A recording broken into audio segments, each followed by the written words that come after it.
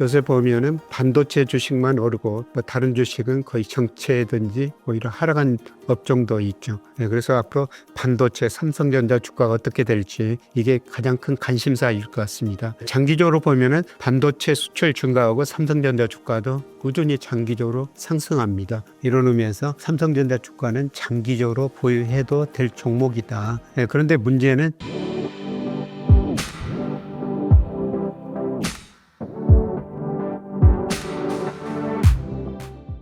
여러분 안녕하십니까. 최근 국가데이터처에서 4월 산업활동 동향을 발표했고요. 산업통상자원부에서 5월 수출입 동향을 발표했습니다. 이 내용을 중심으로 현재 경기를 한번 진단해 보고요. 앞으로 전망해 보겠습니다. 우선 산업활동 동향에서 가장 중요한 게 선행지수 순환변동치입니다. 이게 코스피하고 거의 같은 방향으로 움직이는데요. 이 선행지수 순환변동치가 2023년 4월 저점이었습니다. 그리고 올 4월까지 꾸준히 올라오고 있습니다. 3년 동안 상승세를 보이고 있습니다. 문제는 앞으로 이 선행지수 순환변동치가 계속 올라갈 것인가 여기에 달려 있는데요. 여러분들한테 5월이 정점일 확률이 높다 이런 말씀을 드렸었습니다. 그 내용을 한번 살펴보겠습니다. 우선 그 장단기 금리차가 선행지수 순환변동치에 약간 선행하거나 동행하는데요. 이게 3, 4월 하락하다가 5월에는 약간 반등을 했습니다. 이걸 보면은 5월까지 선행지수가 상승할 수 있다 이렇게 볼 수가 있고요. 그 다음에 선행지수의 경제 심리지수라는 게 들어갑니다. 이것도 3, 4월 떨어지다가 5월에는 약간 반등했습니다. 이걸 보면은 5월에 선행지수가 상승할 수 있다 이렇게 볼 수가 있습니다. 그래서 일단 5월까지는 선행지수가 상승할 수가 있는데요. 문제는 그 이유입니다.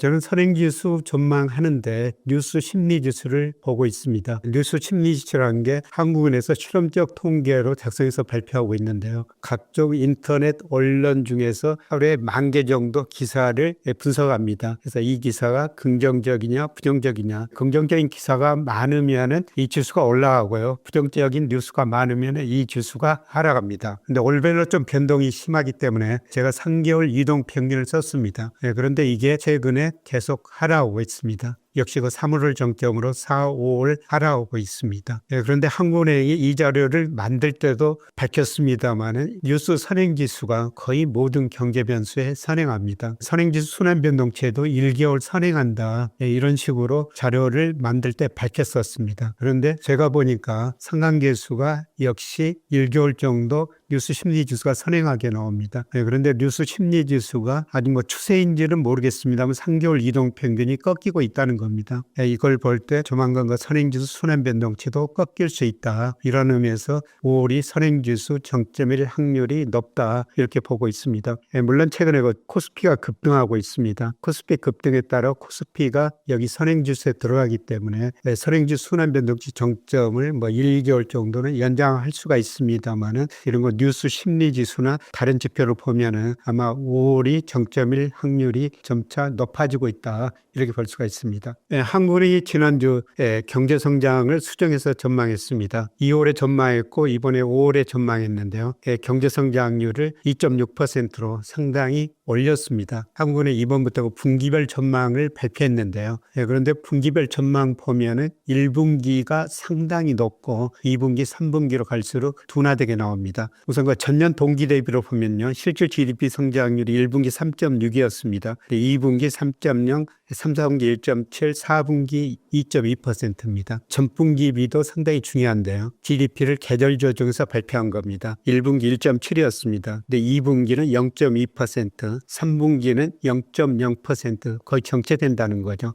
그리고 4분기는 0.4%로 다소 올라갑니다만은 3분기는 경제 성장이 전분기 대비 정체된다는 겁니다. 제 모델은 약간의 마이너스가 나옵니다. 이걸 보더라도 선행지수 증가세가 이제 둔화되고 경제 성장률이 둔화되는 모습이 구체적으로 나올 것이다. 이렇게 볼 수가 있습니다. 관세청에서 산업통상자원부에서 5월 수출입 동향을 오늘 발표했습니다. 여전히 수출이 잘 되고 있습니다. 5월 수출이 877억 달러로요. 그리고 전년 동기 대비 53%나 증가했습니다. 수입도 20.8% 증가했습니다. 무역수지 대폭 흑자를 기록하고 있고요. 제가 늘 그 일평균 수출 금액이 중요하다 이런 말씀을 드렸습니다만 5월에 42억 8천만 달러였습니다. 제 모델 예상치가 39억 3천만 달러였습니다만 제 모델 예상 예상치보다 훨씬 더 좋게 나왔습니다. 수출이 잘 되고 있다는 겁니다. 그러나 앞으로가 문제인데요. 저는 수출 증가율 측면에서 보면은 전년 동월비로 5월이 정점이었다고 보고 있습니다. 물론 제 모델에 나온 수치인데요. OECD G20 선행지수도 아마 5월에 정점을 치고 6월부터는 우리 수출 증가율 5위 선행지수가 동시에 증가세가 둔화되는 이런 모습이 나타나려 보고 있습니다. 그리고 기저효과로 올 하반기 내년 상반기 가서는 수출 증가율이 급격하게 낮아질 것으로 보고 있습니다.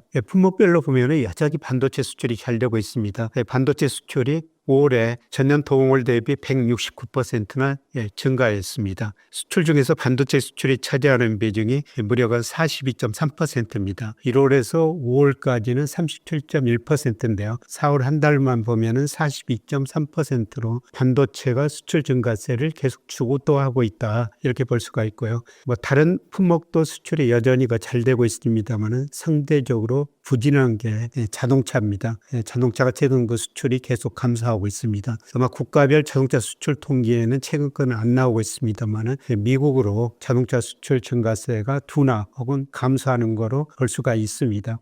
특히 반도체 수출 비중이 늘어나다 보니까 다른 업종 비중은 다 줄어들고 있죠. 자동차 비중이 가장 많이 감소하고 있습니다. 반도체를 제외하면 수출이 잘 되고는 있습니다만은 여전히 증가율 측면에서 보면은 3개월 이동평균이 17.9%입니다. 과거 수출이 아주 잘 될 때 반도체를 제외하더라도 30% 안팎 증가율을 보였었는데요. 자동차 때문에 수출 증가율이 전반적으로 그것보다는 낮다 이렇게 볼 수가 있습니다. 그러나 아까 말씀드렸습니다만은 반도체를 비롯한 모든 수출 증가율이 6월부터 증가세는 둔화되리라고 반도체는 나중에 조금 더 자세히 말씀을 드리겠습니다. 국가별로 보면은 거의 모든 나라로 수출이 잘 되고 있습니다. 특히 중국으로 올해 들어서 수출이 증가세가 굉장히 높은 수준을 유지하고 있고요. 비중도 늘어나고 있습니다. 장기적으로 보면 우리 수출 비중이 꾸준히 늘어나는 데가 아세안 지역입니다. 그다음에 중국 비중이 2018년에 26.8%로 사상 최고치를 기록했습니다. 그러다가 작년에 18.4%로 크게 줄어들었는데요. 올 1월에서 5월까지 평균을 보니까 20.4%, 올 한 달만 보면 21.5%로 더 늘어났습니다. 올해 들어서 국가별 수출 중에서 가장 중요한 특징은 중국으로 수출이 늘어나고 있다. 그런 의미가 되겠습니다. 그만큼 중국 경제가 어느 정도 성장하고 있다. 그런 의미가 되겠습니다. 일평균 수출 금액이 제 예상보다 높게 나왔다. 이런 말씀을 드렸습니다만 일평균 수출이 계속 증가할 가능성이 높습니다. 저는 12월에는 한 48억 달러 정도 지금보다 높은 수준 유지할 거라고 보고 있는데요.